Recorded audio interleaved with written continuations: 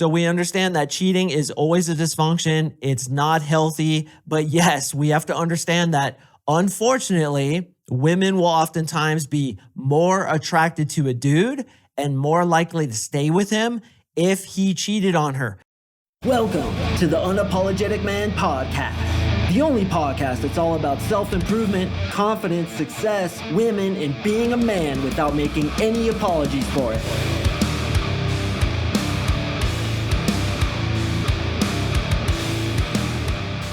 What is up, you champions? Thank you for tuning in to another episode of the UMP. I really do appreciate you. And today, boys, we are going to talk about why you should cheat on girls.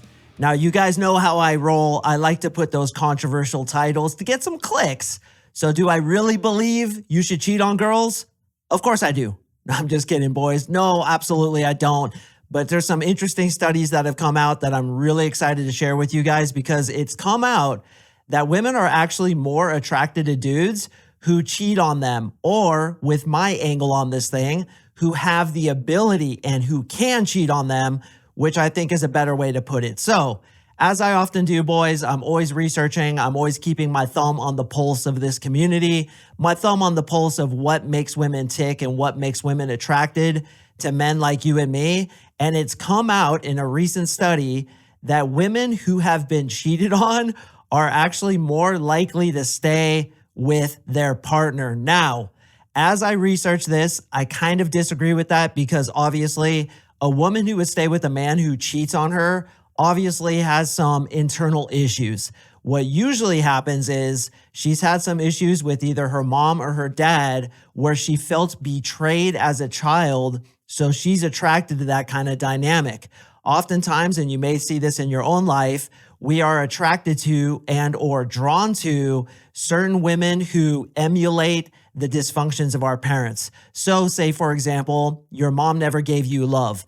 You always felt like you wanted more love from your mom. You always felt like she was slightly out of your grasp. What are you going to be attracted to? The answer is obvious. You're going to be attracted to women who, too, are slightly out of your grasp, who you feel like don't really love you, and you're going to chase after them because subconsciously you want to change them, because if you change them, then you believe you will have changed your mom or your dad.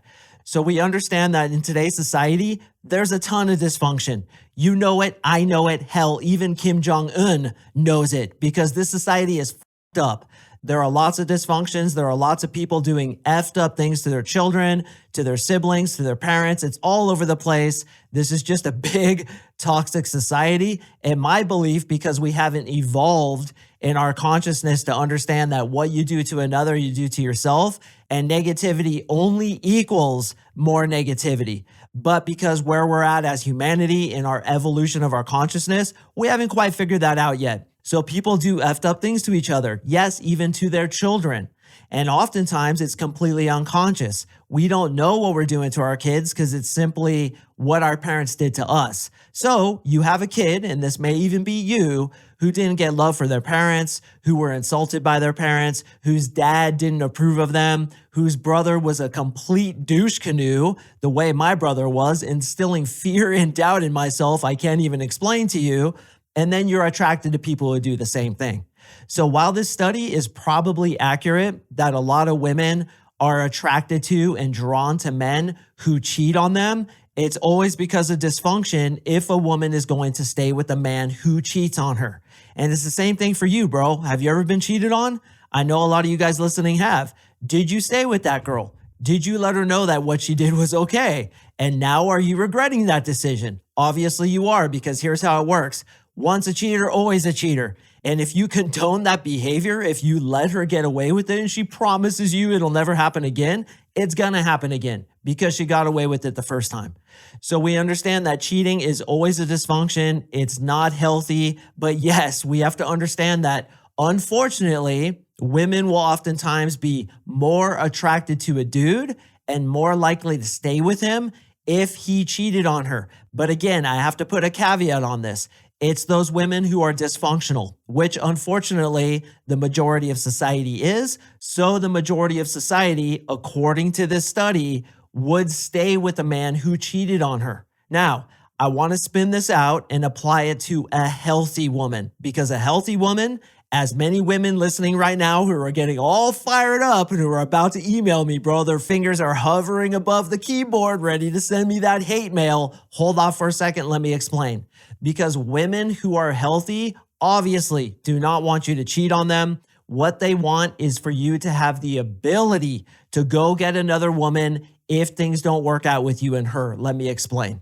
So as we know, gentlemen, the way female psychology works is this. Women are attracted to what women are attracted to. What in God hell does that mean? It means that a woman's going to become attracted to you when she knows that other women are attracted to you. And this is called preselection. And this too is why in my coaching program, I teach you how to subtly signify that women are attracted to you. You have women in your life. Women want to be with you. You're an absolute legend, which is what we need to convince women we are before they can get attracted to us. It's a cognitive shortcut. If she knows that other women are attracted to you, if she knows, for example, you're married and a high quality woman has approved of you, she's fucking put the stamp of approval right on your forehead, she's going to get more attracted to you because you've been pre-selected. Look at that word, before, selected. You have been selected. You are the big winner. Just like I want all you guys to be, which is why I have my boys emulate and even pretend that they have hot women in their lives, even if they don't. Then once they do get hot women in their lives, it's a snowball and they get more and more success. I was just reading a post in our Brotherhood Facebook group where dude's like, I'm getting too many girls. I've got stalker Texas Rangers. These chicks are stage 5 Klingons. How do I get rid of them? This is what's going to happen to each of you guys if, of course, you come into my 3-month coaching program. But even if you don't, if you show preselection, because it goes back to that female psychology. She wants to know that you can cheat on her. And I stand behind that. The other statistics that say women are more likely to stay with a man who does cheat on her, I'm actually going to disagree with that because that's a subsection of society who is unhealthy. But I will say they will stay with you if you can cheat on them. Don't get it twisted, gentlemen. Marissa, my woman, knows that I could go out tonight and pull a girl. She knows I could probably go get laid tonight if I wanted to. Even just not knowing anybody in the city, if we fly into fucking Detroit and I go out to a nightclub, I could probably get laid. And she's attracted to that. No matter how much her logical mind wants to fight it, attraction is not a choice.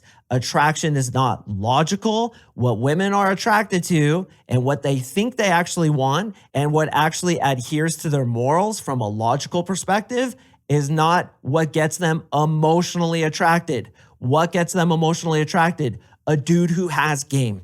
A dude who has options. A dude who, yes, could go cheat on her. Could I go cheat on Marissa? Any day of the week and twice on Sunday. Could you go cheat on a girl who you're dating? Hopefully you could. If you can't, it's something that you want the ability to do. Now, am I telling you to do it? Fuck no. I would never cheat on Marissa. I don't give a shit how hot the girl is, how fine that ass is that gets thrown at me. And believe me, I've had plenty of super hot girls offer me to cheat on Marissa. And I was like, kick rocks with your head down, chick. I have more honor than a phalanx of Spartans, which too is extremely attractive to women.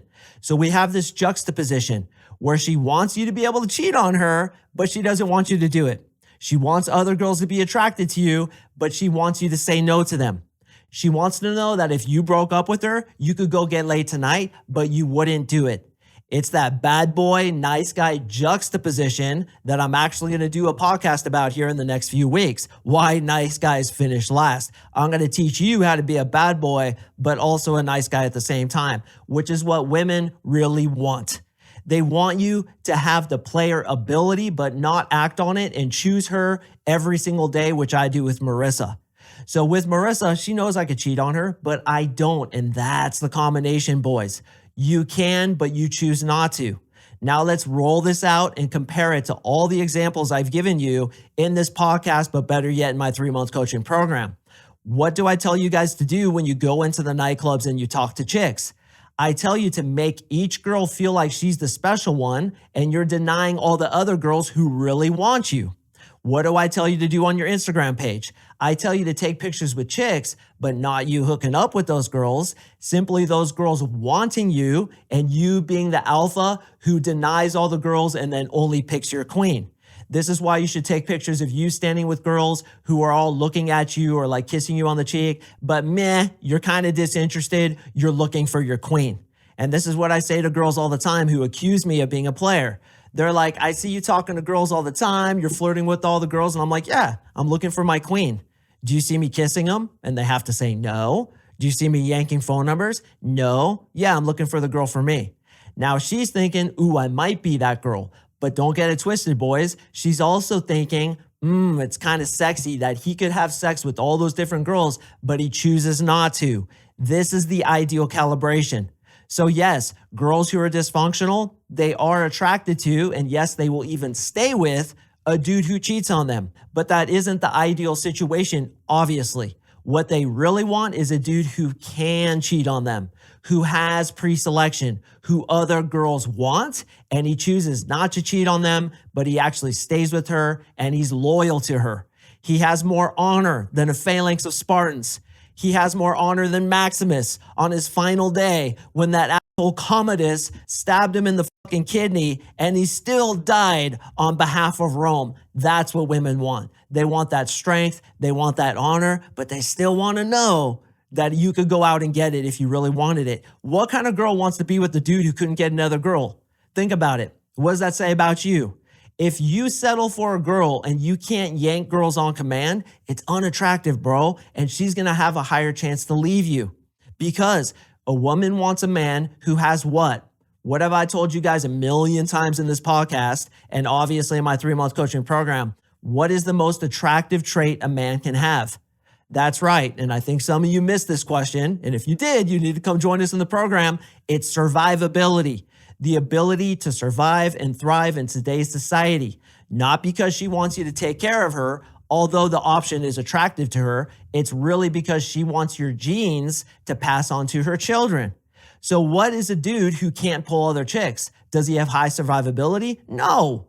He's lazy. He's not motivated. He's not ambitious. He's not confident. A guy who can't pull girls is essentially unattractive. Now, I know that's an obvious statement, but really think about it. You are unattractive if you can't pull girls. You are attractive when you can pull girls. And this too goes into my concept, from quantity comes quality. I want you talking to lots of girls. I want lots of girls attracted to you. I want you to friend zone chicks. I want chicks to be on your tip and you to be like, yeah, whatever. And then from that, quality is going to come because you have abundance. In this program, it isn't a sniper approach. There's the girl. I'm going to get that one girl. I'm going to talk to nobody else. This is the only one for me. And I'm just going to be a shut-in with that girl. We're going to lay in bed, smoke pot, have sex all day, and nobody else matters to me. That isn't the way this works, boys. The way it works is I'm talking to all girls. All women are attracted to me. I have options all over the court, but I choose that one. And she knows that you have options all over the court, and therefore she stays attracted to you because an unattractive man is an unattractive man, which again, sounds obvious, but really think about it. It's because you're not pulling girls that if you do get a girl, she's going to leave you. She's going to cheat on you. Women cheat on men who have no game.